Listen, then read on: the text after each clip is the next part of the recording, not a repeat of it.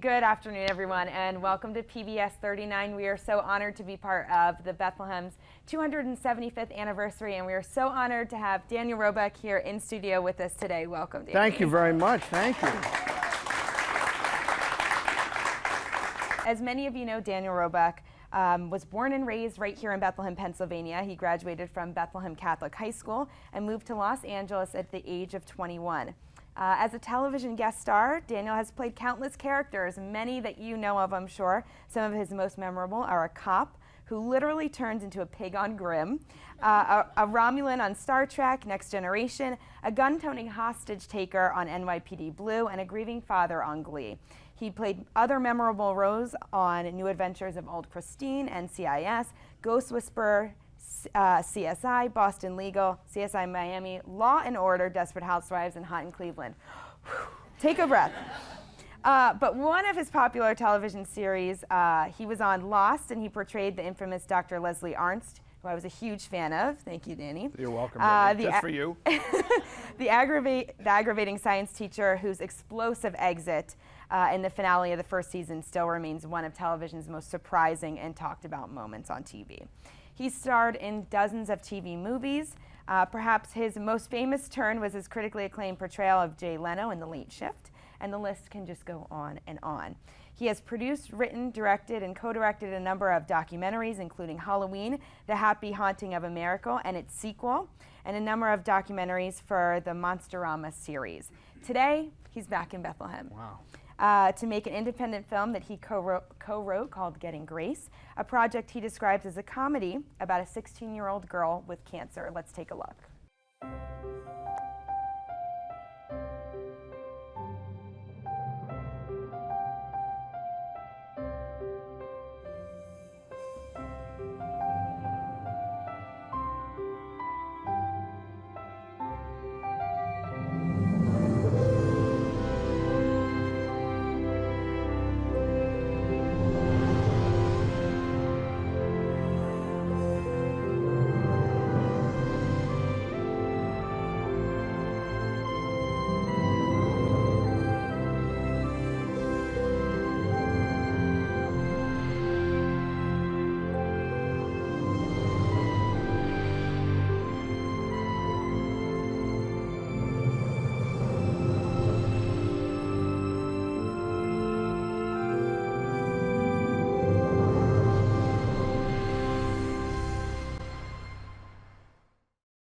Danny, thanks so much for joining us today. Thank you, Brittany. I'm so happy to be here. We're so happy to have you. I know, it's funny to be at PBS. When we were kids, you know, you'd have to watch, we watched Monty Python on PBS. That was, I say I learned everything I know about comic timing from watching Monty. And by the way, my father's in the audience today, and you know, it was a constant battle because the same time, 10:30 on Sunday night, Monty Python was on, so was Candid Camera. And so it was, you know, we would have that battle of wills over the TV, and eventually PBS would win. Well, we just saw that glimpse of Getting Grace. Can you tell us a little bit about it and why you're back here today in Bethlehem? Oh, well, sure. Well, it's ironically, I'm back here today in Bethlehem for two reasons. One is we're in pre-production on this movie, Getting Grace. Now, it is weird when you say, I've got this comedy about a teenage girl dying of cancer. Right. But when you meet Grace in this movie, you will see why it's a comedy. We have an irascible, wonderful, beautiful, charming, silly girl who, in the last few months of her life, goes in and teaches everyone else to remember to live life to their fullest. And only a character like that could. Where is that taking place specifically here in the Lehigh Valley? Well, we're shooting all around the Lehigh Valley. A good portion of the movie takes place in a funeral home, and luckily I went to high school with a very excellent funeral director named Dimitri Heron of John Heron Family Funeral Homes here in Bethlehem and in Allentown, and Paul and Dimitri have agreed to let us make our movie magic in the same place that they help families grieve loved ones. Why did you come back here to to Lehigh Bethlehem Valley? Because look, why would I go anywhere else? you know, the movie was initially written to take place in Michigan because the writer was from Michigan and the producer who brought me the project was from Michigan. And I said, the minute I read it, I knew it had to be set in Bethlehem because you guys, the Lehigh Valley is, you know, if you live here, you may forget, but I've been everywhere. I mean, I've been everywhere. I've been everywhere. There's one or two places I haven't been, but I try to go everywhere. It's like I've tried to be on every TV show. I've been everywhere, and I don't think you'll find a place on earth more beautiful. So we're making a low-budget, independent movie, and you know, we're asking the community for help in doing that, and the community has been so wonderful. We have, I should say now, and I'll say it 5 more times, we have a Facebook page, Getting Grace the Movie on Facebook, or people could go to gettinggracethemovie.com and get information about our movie. But I mean, we shot that footage. Why there's a teaser trailer is because our young lady's the last few months of her life go from about the end of summer till winter. And you know, you can fake a lot, but you can't fake the fall, and as beautiful it is in Pennsylvania. So we came to shoot all the fall foliage while it was in full color. And then we thought, well, let's tell a little story and start getting people excited about this wonderful movie. I say it's a wonderful movie. I haven't made it yet, but I'm assuming it's going to be a wonderful movie. It's probably almost definitely going to be wonderful. Well, where did the idea come about? Well, Getting Grace was written by a guy named Jeff Lewis. He wrote this story about this girl and the funeral director, this odd buddy comedy. And Jeff is a prison guard in Michigan, a prison guard. Okay. And so his script was beautiful because nobody told him what not to write, because that's the problem. You know, there's I've got one of my favorite teachers, Marcia D'Ambrosio, in the audience here. You know, I don't know if Marcia learned that as a teacher, but there's a line in 6 Degrees of Separation when the character's talking about he goes to a kindergarten class and all the paintings are beautiful and they're masterpieces, and he's an art dealer and he says, how is this that your paintings are beautiful? And the art teacher said, I just know when to take the paintings away from the kids. So, you know, that they don't keep doing it. So I just, you know, sometimes we're taught rules that need not apply, because you cannot apply a rule to something like how someone feels in their heart. We can teach, you know, mechanics of everything, but we can't teach heart. So Jeff wrote from his heart. And the script was just wonderful. And what struck me initially was that it was about my daughter, except she didn't have cancer. But my daughter, whose name is Grace, as is the character in the movie, his initial script was called Bending Spoons, was just like my nutty kid. She said irresponsible things and irreverent things and inappropriate things often, every day. But my daughter has such a joy for life. And had it even when I first found this script when she was 12. And so I immediately identified with the character, and you know, and I think people will too. I think we've got the next Napoleon Dynamite. I'm really not kidding. I think we have a character that you've never seen before. And I'm excited to say that we are going to cast that lead role out of the Lehigh Valley. So there is a young lady who will be playing this role. And other locals can get involved in the movie as well. Is that what absolutely, what I was reading on Facebook? Absolutely. It's you could go to www.gettinggracethemovie.com. I'll take a moment while you write that down. You get it? Remember, the movie, gettinggracethemovie.com. So you can go there, volunteer. Look, it is literally a community-based project, you know, soon there'll be a video where that we shot in the middle of downtown Bethlehem at 6 o'clock Saturday morning, in between buses bearing down on me. In the middle of the street, you'll see a video where we ask the community for any kind of help that they want to give.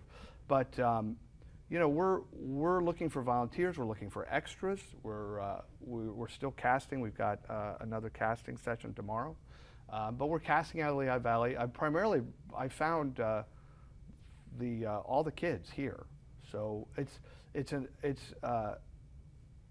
honor doesn't cover how I feel that I could leave here and go there, and I've been blessed to achieve a very nice level of success. So to be able to come back here and give that opportunity to locals is, it's a blessing times a million. It's so wonderful.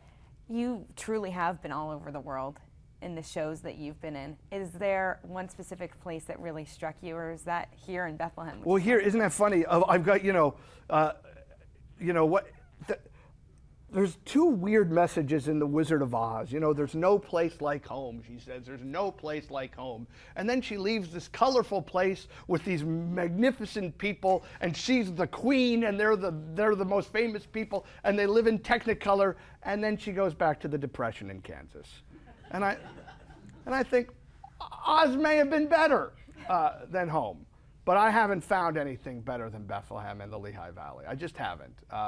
We live in Burbank. My wife Tammy and my kids and a few ex-wives live in.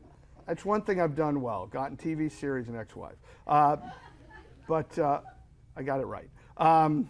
But we live in Burbank, which is as close to Bethlehem as you can find. And in fact, when I walk out my front door, when I look to the right, there's a mountain.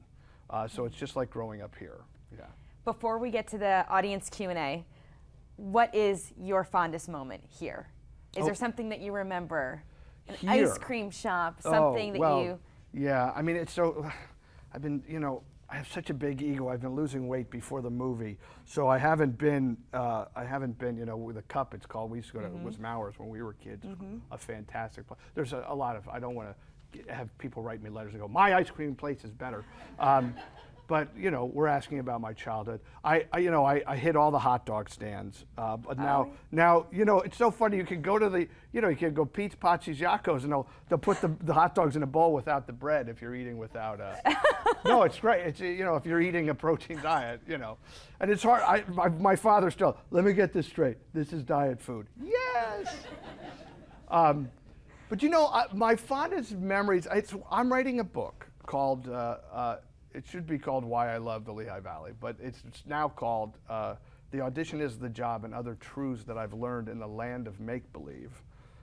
And it's about, I want to help actors better prepare for their daily life. And the books we have, it's odd, are from the 1970s, and they're filled with ridiculous information, including the book we all use says, it's harder for the people auditioning you than it is for you. And I'm like, no one's ever said it might be harder for me. I've been stuck in traffic. I glued on this mustache. I'm wearing this fat suit. I've learned this accent. Thank God I had Monty Python to teach me how to do it. It's maybe harder for me than you, the guy sitting there eating a sandwich.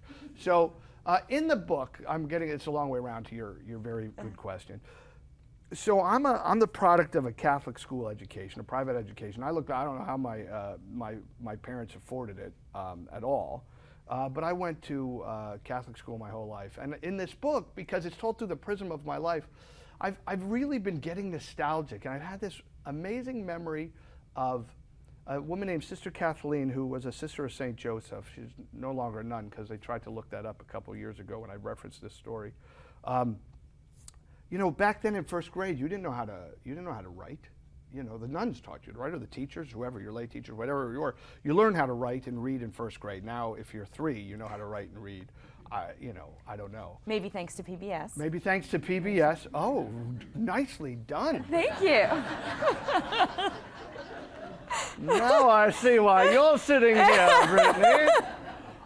Yes, most certainly thanks to PBS, because Sesame Street didn't start until after I was out of first grade. But I drew pictures. I watched some Popeye cartoon, and I drew pictures of a play.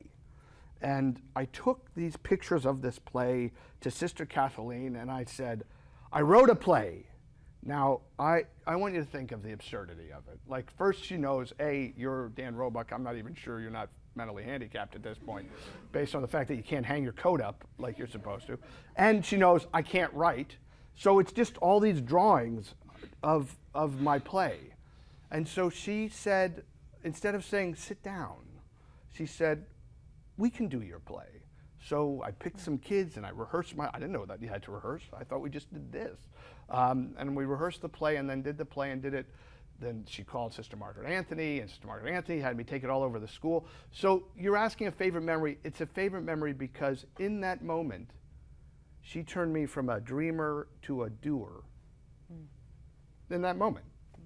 So here I am years later, and I'm going to direct a movie here. And it's, you know, and I'm saying to the town, I wrote a movie.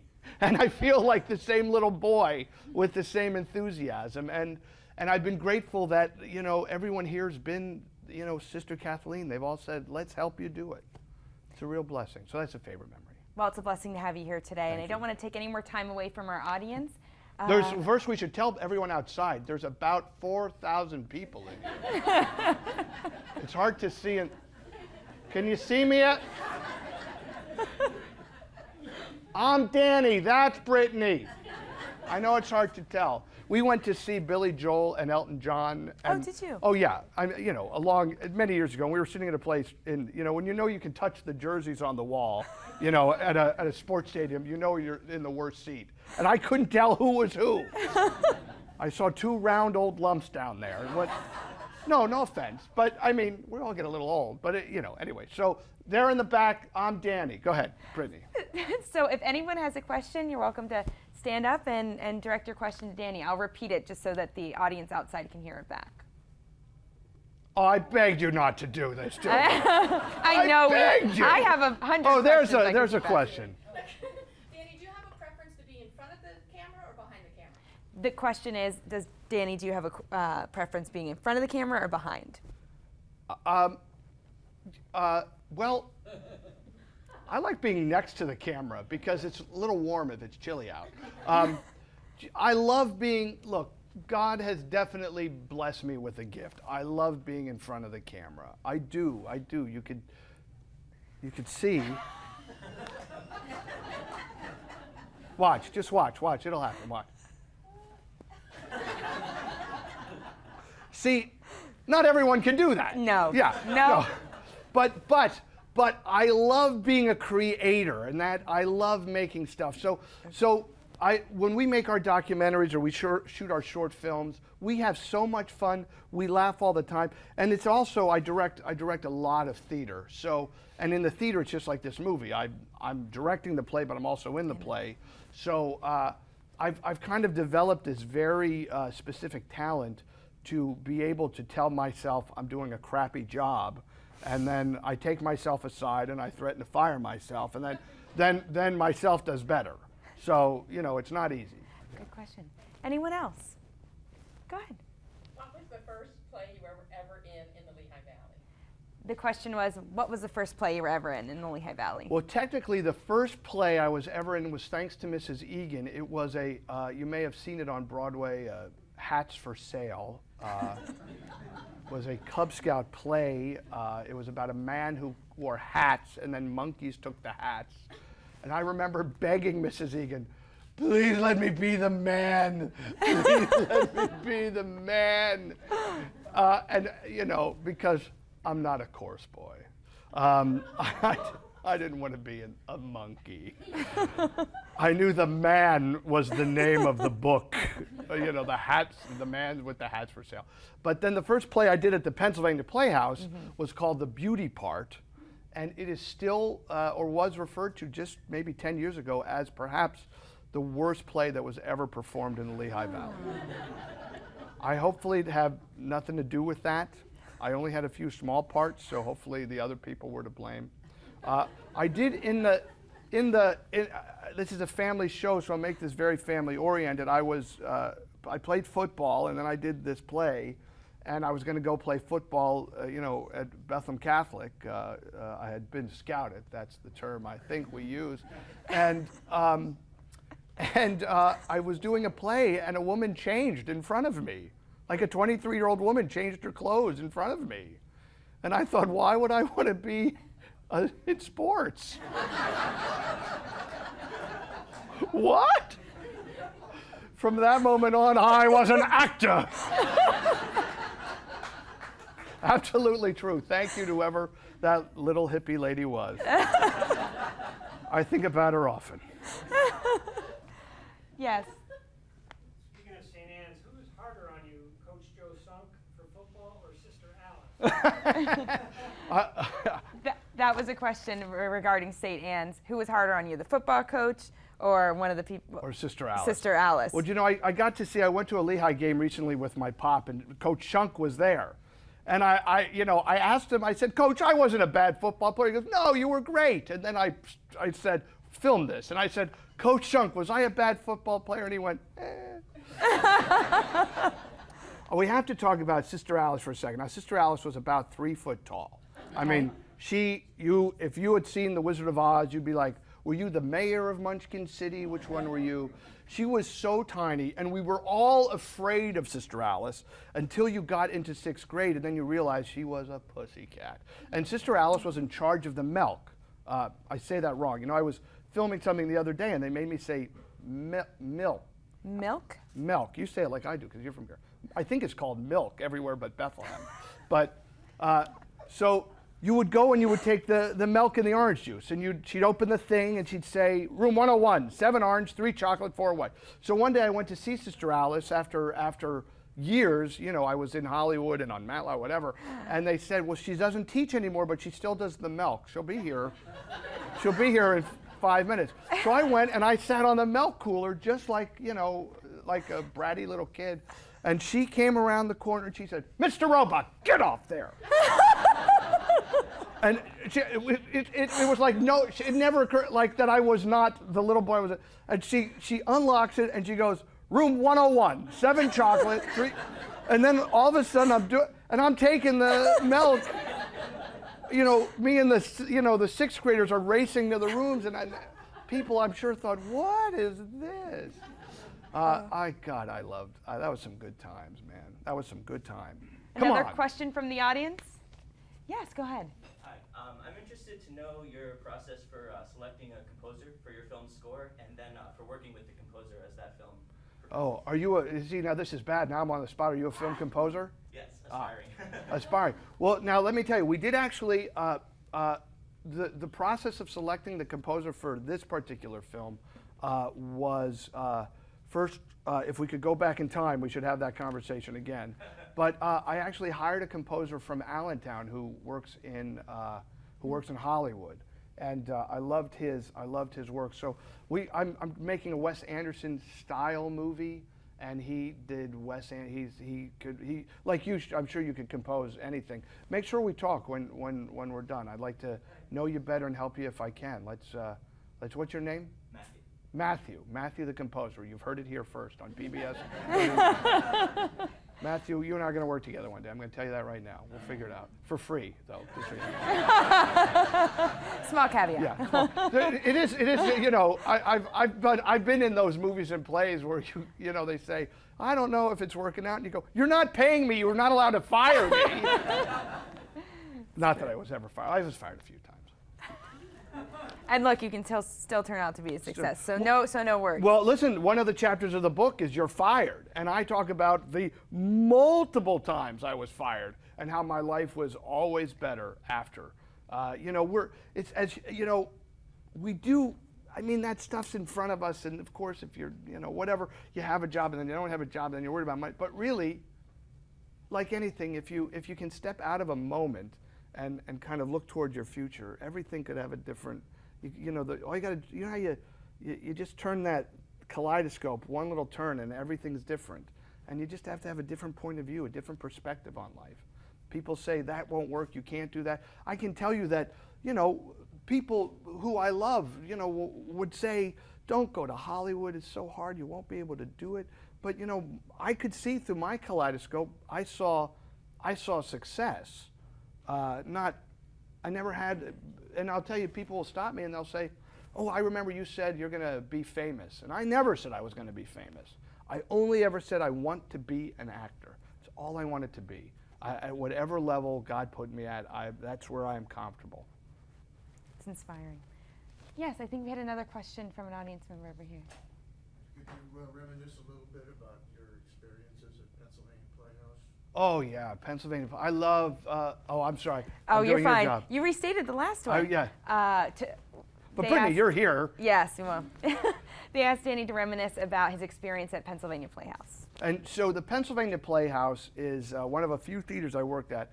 The other theater was Little Theater, now it's Civic Theater, you know, and I worked in Muhlenberg and the dinner theater that was out Hamilton Boulevard. Pennsylvania Playhouse was there was no place like it, and if I go in there, it's just like the Boyd Theater. By the way, the door was open a year ago, and I snuck in, and it smelled exactly the same as we all remember. How could the same smell be there from like Close Encounters of the Third Kind till now? It smelled exactly the same. Same thing at the Pennsylvania Playhouse. Whatever the combination of grease paint and pancake makeup and hard work and sweat. There was a guy, the very first day I auditioned for a play, I walked into the Playhouse, and there was a guy sweeping up, and the janitor. And so, you know, my mom, I had the greatest mom, and I had the greatest dad, but my mom, she wasn't a stage mom, but when I finally decided I wanted to be an actor, she made sure I got to where I needed to be. And so we asked the janitor where the auditions are. He said, oh, they're in that room back there. So we went back there. And then the janitor came in, and he was like, hi, I'm Hunt Matthews. I'm directing the play. and the reality of that is that was everything I needed to know about community theater. You're going to clean the toilets, and you're going to direct the plays. And so from that point, the beauty part, which he put me in, until I left town, I had done about 25, 30 plays there. I stage managed them, I acted in them, I built sets for them, I did whatever they needed to do. And it was such an amazing place to grow up because, now I asked my mom once, I said, was I one of those rotten kid actors? You know how you can see, not every actor's Ronnie Howard, believe me, not every actor's Opie, the kids. So I said, was I one of those rotten kid actors? And she said, you were never a kid.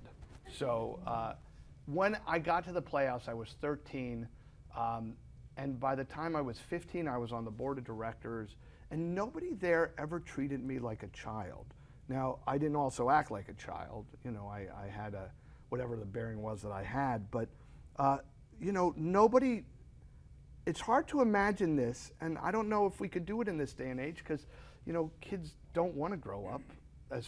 You know, they want to think they're adults, but they don't want to do any of the adult stuff. But by the time I got to the Playhouse, I had been working like at the food market since I was 12 and whatnot. So what I guess I'm saying is, a great memory of the Playhouse was the respect was paid to me because I always delivered. And we're doing the same thing, by the way, on Getting Grace, in that my mantra has been everybody moves up, everybody. So if I'm taking the step to direct, the guy who's up to this point, you know, has built sets, he's going to be my art director, and the person who worked on props will now be the prop director. We're moving everybody up one notch to give them an opportunity to show us what they can do. And I never let anybody down at the Playhouse, I hope, unless you're someone I let down. You're this guy let me down. You don't remember me! But nobody will ever, no one ever lets you down if you let them step up. We have another thing I want to say. I've got about 8 producers in the Lehigh Valley. Wow. Who have just been working side by side with me for free for a year. We've been here, and you know, we've been setting up the foundation to make this movie, and everybody's moved up. Everybody.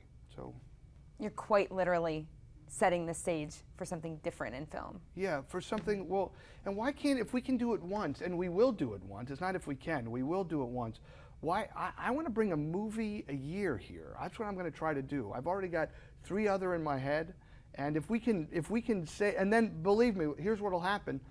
So other people say, whoa, wait, what? Pennsylvania?